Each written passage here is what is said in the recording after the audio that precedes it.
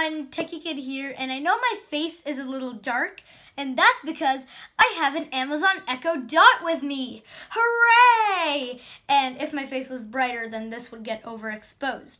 So for a lot of people, their Amazon Echo device is the best speaker in their room, and sometimes they want to play something from their phone onto their Echo device, but just don't know how to. So in this video, I am going to show you how to do that. Do I have your consent of being in this video? Sorry, I don't know that one. Okay then, I take that as a yes.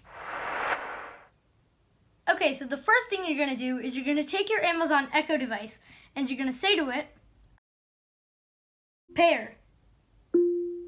Searching. And it's going to go into pairing mode. So you're going to take your phone, you're going to go into settings, you're going to go into Bluetooth. Oh look, my Amazon Echo device showed up. I'm going to click on it. Connected to Riddick's iPhone 7 Plus.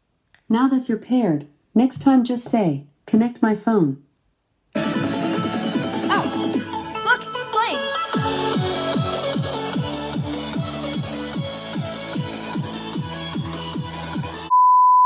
So yeah, I guess that was it for this video.